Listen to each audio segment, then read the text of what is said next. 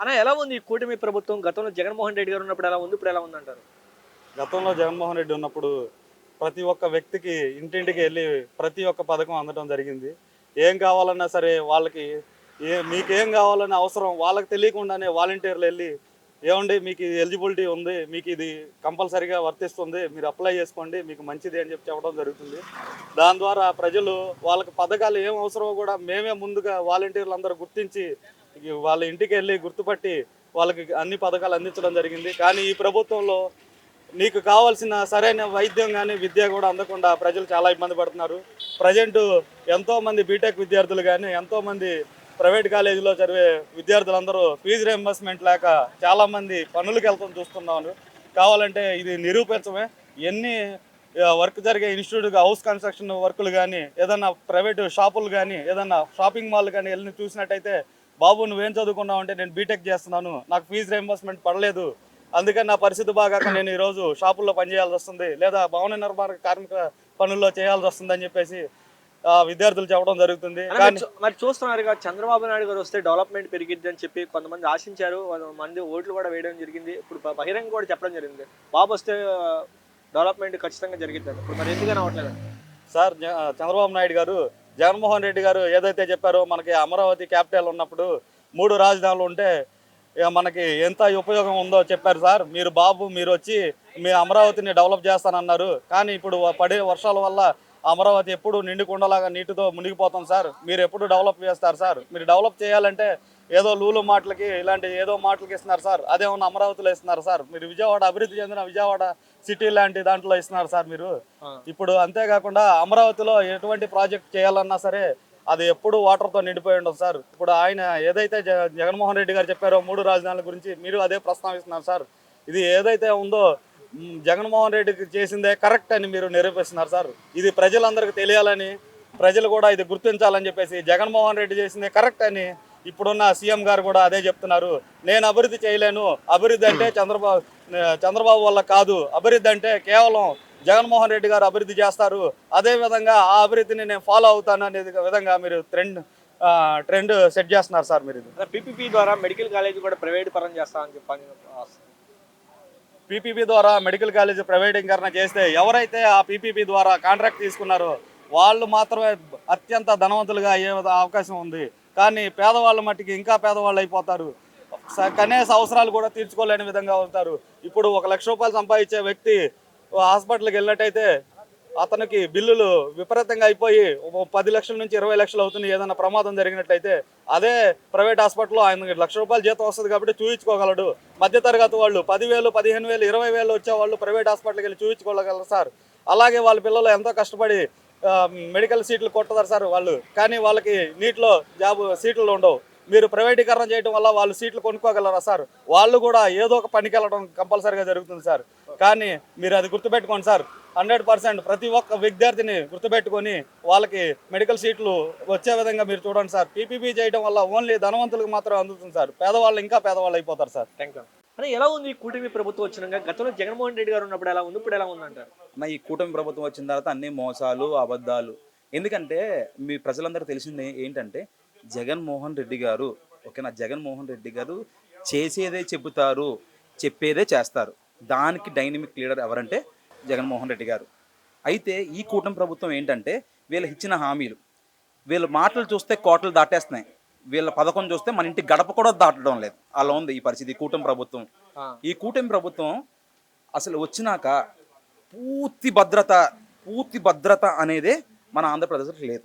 ఎందుకంటే మీరు చూసి ఉండొచ్చు, మెయిన్ మన వైఎస్ రాజశేఖర రెడ్డి గారు హయాంలో కానీ మహానుభావులు ఆయన హయాంలో ఏంటంటే ప్రతిదీ కూడా రాజశేఖర రెడ్డి గారి హయాంలో కూడా ఒక పేద విద్యార్థుడు చదువుకోవాలి, కాలేజీలు బాగుపడాలి, వాళ్ళకి పెట్టే ఫుడ్లో బాగుపడాలి, లేకపోతే మన ఏ అయితే ఈ ఉన్న హాస్పిటల్స్ ఉన్నాయో బాగుపడాలి అన్న. మీరు చెప్పండి, 108 ఫోన్ చేయగానే ఎన్ని నిమిషాలు వచ్చేది అన్న? ఇది చెప్తున్నా, కాకపోతే మీరు వీడియోస్ వెనక్కేసుకోండి.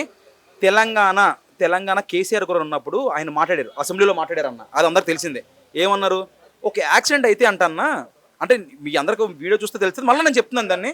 ఒక యాక్సిడెంట్ అయితే అంటన్నా అలా మనిషి పడిపోతే అలాగా కేసీఆర్ గారు దిగెళ్దామంటే ఆ లోపల వ్యక్తి అన్నాడంట 108 వచ్చేస్తుందని అన్నాడంట.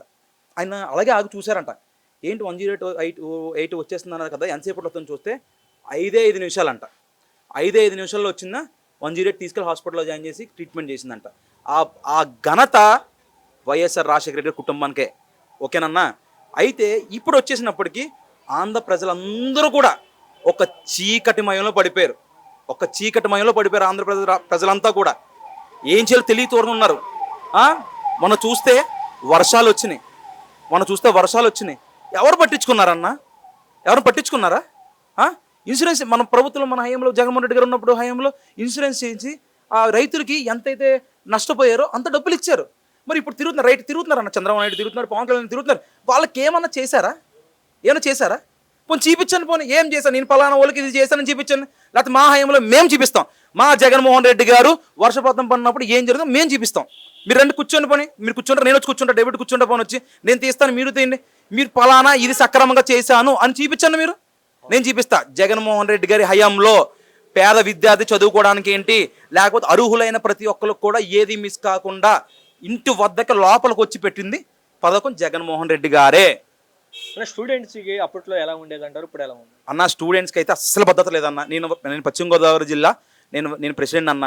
ఇది యువజన విభాగానికి నేను ప్రెసిడెంట్. నేను 7 కాన్స్టిట్యున్సీలు ఉంటాయి అన్న. 7 కాన్స్టిట్యున్సీలు కూడా మేము గత అయిపోయిన నెలల్లో మేము తిరిగాం. నేను, మా రాష్ట్ర అధ్యక్షుడు పనగంటి చైతన్య గారు, అలానే రమేష్ జిల్లాల గారు, మేమందరం తిరిగామన్న. 7 నియోజకవర్గాలకు తిరిగామన్న. ఏదైతే హాస్టల్స్ ఉన్నాయో ప్రతి హాస్టల్స్ మేము వెళ్ళామన్నా. అక్కడ నిజంగా అన్న ఫుడ్ ఎలా ఉందంటే అన్న, అన్నం చిముడిపోయి అసలే మీరు అది నేను ఫొటోస్ కూడా నా దగ్గర ఉన్న చూపిస్తే మీరు వాళ్ళ కాలర్ పట్టుకుని బయటకు లాగుతారు మీరు. అలా ఉందన్న పరిస్థితి. ఒకసారి ఫుడ్ అసలు పిల్లలకు పెట్టే పోషక ఆహారం పెట్టకపోతే పిల్లలు ఎలా చదువుకోవాలి అన్న? తణుకు బీసీ హాస్టల్లో వర్షం పడితే ఇలా గోడ పట్టుకుంటే కరెంట్ షాక్ కొడుతుంది. ఈ దుస్థితి మయంలో ఈ కూటమి ప్రభుత్వం ఉంది. మీరేం చేస్తున్నారు? ఏదైనా అంటే మేము మా జగన్మోహన్ రెడ్డి గారు ఇన్ని ప్రెస్ మీట్లు పెట్టి ఇక్కడ ఇది అన్యాయం జరుగుతుందని చెప్తే అట్ల గురించి మాట్లాడరు మీరు. ఇదిగో వల్లభేనాన్సీ అన్న అరెస్ట్ చేశారు, ఇలా ఇవి చెప్తారు. లేకపోతే మా రోజమ్మ గారు ఆడదామా ఆంధ్ర అని చెప్పారు. మీరు సబ్జెక్ట్ మాట్లాడరా. ఏదైనా ఇప్పుడు మా జగన్మోహన్ రెడ్డి గారు అన్ని గంటలు కూర్చుని ఆయన ప్రెస్ మీట్ పెట్టి అన్ని చెప్తే మీరు అయ్యే మాట్లాడకుండా ఇది వల్లభేనాన్సీ గారిని అరెస్ట్ చేశారు, ఇవే మాట్లాడుతున్నారు. కొంచెం చూసి సబ్జెక్ట్ మాట్లాడండి. నమస్తే. ఎలా ఉంది కూటమి ప్రభుత్వం? గతంలో జగన్మోహన్ రెడ్డి గారు ఉన్నప్పుడు ఎలా ఉందంటారు, ఇప్పుడు ఎలా ఉందంటారు? కూటమి ప్రభుత్వం చాలా వరస్ట్గా ఉంది. ఎందుకంటే ఉదాహరణ చెప్తారు రైతుల గురించి. గతంలో ఇన్సూరెన్స్ కోసము అందుకు రైతులపై ఎంఆర్ఓ ఆఫీస్ చుట్టూ వాళ్ళ చుట్టూ తిరిగారు. తర్వాత జగన్మోహన్ రెడ్డి గారు గవర్నమెంట్ వచ్చిన తర్వాత జగన్మోహన్ రెడ్డి ప్రభుత్వమే జగన్మోహన్ ద్వారా నియమించబడిన సచివాలయంలో ఈ క్రాఫ్ ఆయన ఉచితంగా చేసి ప్రతి సంవత్సరం ప్రతి ఏడాది మన చేత ఎటువంటి రుసుము ఎటువంటి పన్నులు కట్టించుకోకుండా రైతులకు ఇన్సూరెన్స్ డబ్బులు వేయడము అటువంటి అన్నీ జరుగుతున్నాయి. రైతులకు పంట ఎక్కువ పండితే ఈ గోడౌన్లు తీసుకోవడం కానీ లేకపోతే ప్రభుత్వమే వాటిని కొనడం కానీ కొన్ని మార్కెటింగ్ చేసి రైతులకు డబ్బులు ఇస్తున్నది. ఇప్పుడు అటువంటి పరిస్థితి ఎక్కడ చూసినా కనబడలేదు. రైతులకు వ్యతిరేకంగా ప్రభుత్వం నడుస్తుంది. ఇప్పుడు చూస్తున్నారుగా. అప్పుడు మరి గతంలో ఇన్సూరెన్స్ కానీ ఈ క్రాప్ కానీ నష్టపరిహారం కూడా జగన్మోహన్ రెడ్డి గారు ఇచ్చారని చెప్పి కొంతమంది వార్తలు కానీ రావడం కానీ జరిగింది. కానీ కూటమి ప్రభుత్వం నష్టపరిహారం ఎందుకు ఇవ్వట్లేదు అంటారు? వీళ్ళకు రైతుల గురించి ఏం అవసరం లేదు. తుఫాన్లో రైతులు నష్టపోయారు. కొడుకేమో ఢిల్లీలో మ్యాచ్ చూస్తూ ఉన్నాడు. క్రికెటర్లతో సెల్ఫీలు వీడియోలు తీసుకొని నేనే దగ్గరుండి ప్రపంచ కప్ చేతిలో పెట్టినట్టు మాట్లాడుతున్నాడు. తండ్రి ఏమో లండన్లో పర్యటన ఉన్నాడు. పవన్ కళ్యాణ్ ఏమో ఎక్కడున్నాడో తెలియదు. ఆయన మటుకు మాదాపూరు గన్నవరం తిరుగుతున్నాడు. ఏమీ కూటమి ప్రభుత్వం అయితే ప్రజలకు ఎటువంటి ఉపయోగకరం లేదు. అందులోనూ కూటమి ప్రభుత్వం 3 పార్టీలు 3 రకాలుగా ఉన్నాయి. ఒకరు ఒక మాట లేదు. ముగ్గురు రైతులకు న్యాయం చేద్దాము, రైతుల పక్షాన పోరాడదాము, రైతులకు హెల్ప్ చేద్దామనే ఏ క్వశ్చన్ వాళ్ళకి ఉద్దేశం లేదు. సార్ చూస్తున్న రైతులు కూడా గిట్టుబాటు ధరలేదని చెప్పి కొంతమంది చెప్తున్నారు. నిజమేనా? 100% వాస్తవం అది. ఉల్లి రైతు విషయంలో మెడకు ఉరేసుకున్నారు. ఇప్పుడు ఆ పరిస్థితులు కల్పించారు చంద్రబాబు నాయుడు గవర్నమెంట్ వచ్చేసి. కూటమి ప్రభుత్వం ఒకరిదే కాదు, ముగ్గురికి భాగస్వామ్యం కాబట్టి ముగ్గురి బాధ్యత అది. రైతులకు అయితే ఎటువంటి క్వశ్చన్ మంచి ఉద్దేశం ప్రభుత్వానికి లేదు. ఏ పంటకి లేదా? ఏ పార్టీకి లేదు, ముగ్గురికి. ఏ పంటకి గిట్టుబాటు ధర లేదా? ఏ పంటకు చెప్పండి, మీరే చెప్పండి. మీకు అర్థం మీడియా చూస్తున్నారు బయట. ఏ పంటకు గిట్టుబాటు ధర లేదు. అంటే మరి అచ్చెన్నాయుడు గారు గతం కంటే ఇప్పుడు ఎక్కువగా నష్టపరిహారం ఇవ్వడం జరిగింది, ఇన్సూరెన్స్ మేమే చేసామని చెప్తున్నారు. ఏంటి చేసిన ప్రజల అకౌంట్లో చూపిమండి.